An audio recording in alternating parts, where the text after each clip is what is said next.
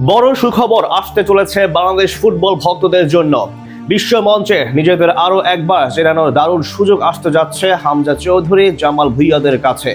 বাফুফের এক সিদ্ধান্তে পৌঁছে যেতে পারে নতুন টুর্নামেন্টে, যেটি খেলতে পারলে উন্নতি হবে র্যাঙ্কিংয়ে বাংলাদেশ ফুটবল দলের সামনে। তবে কি এমন সুযোগ আসতে যাচ্ছে সেটাই জানবো রিপোর্টে। সামনে সাফ টুর্নামেন্ট, যেখানে বর্তমানে অন্যতম হট ফেভারিট টিম বাংলাদেশ। সাফ জিততে পারলেই দীর্ঘ 2 যুগ পর কোনো ট্রফি জয়ের স্বাদ পাবে বাংলাদেশ। তবে তার আগে আরও এক সুযোগ আসছে হামজা চৌধুরী, সমিত সোমদের কাছে। এশিয়ান মঞ্চে নিজেদের আরও এক ধাপ এগিয়ে নিতে খুলে যেতে পারে বড় মঞ্চের দরজা। বাফুফের এক সিদ্ধান্তে র্যাঙ্কিংয়ে বড় লাফ দিতে পারে লাল সবুজ প্রতিনিধিরা, যেটি হতে পারে বাংলাদেশের জন্য বড় টার্নিং পয়েন্ট। বর্তমানে দক্ষিণ এশিয়ার অন্যতম শক্তিশালী দল বাংলাদেশ ফুটবল মহলে বলা চলে বইছে বসন্তের হাওয়া। ক্রমে উন্নতি করছে হামজা চৌধুরীরা। কিছুদিন আগে ইউরোপের দেশ সান মেরিনোর বিপক্ষে জিতে এসেছে তাদের মাঠে গিয়ে। এছাড়া সামনে আরও বেশ কিছু নামি দামি প্রবাসী স্ট্রাইকার যোগ দিবেন লাল সবুজের ডেরায়, যেটি সত্যি হলে পাল্টে যাবে সবকিছু।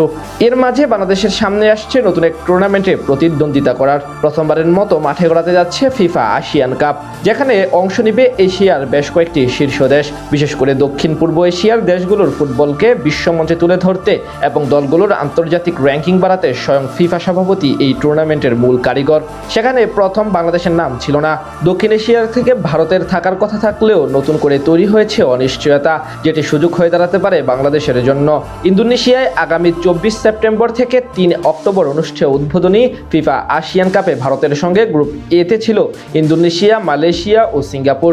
এদিকে সামনে ফিফা উইন্ডোতে ব্রাজিলের বিপক্ষে প্রীতি ম্যাচ খেলার কথা রয়েছে মেন ইন ব্লুদের।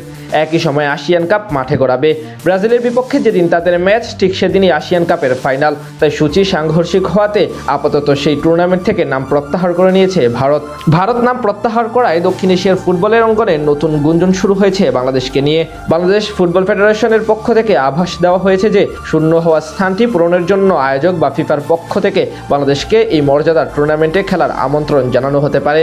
কয়েকদিন আগে বাফুফের সভাপতি তাবিথ আউয়াল বলেছিলেন, ভারত নাম প্রত্যাহার করলে আয়োজকরা বাংলাদেশকে আমন্ত্রণ জানাতে পারে।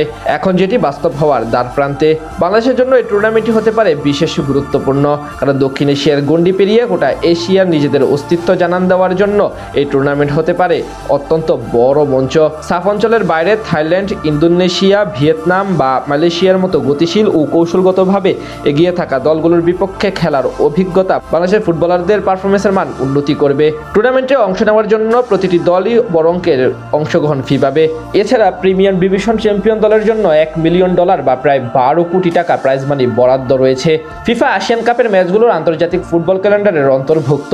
থাইল্যান্ড বা ভিয়েতনামের মতো উচ্চ র্যাঙ্কিংয়ের দলের বিপক্ষে বাংলাদেশ যদি ড্র বা জয় তুলে নিতে পারে, তাহলে ফিফার র্যাঙ্কিংয়ে বাংলাদেশ এক ধাক্কায় অনেক ধাপ এগিয়ে যাওয়ার সুযোগ পাবে।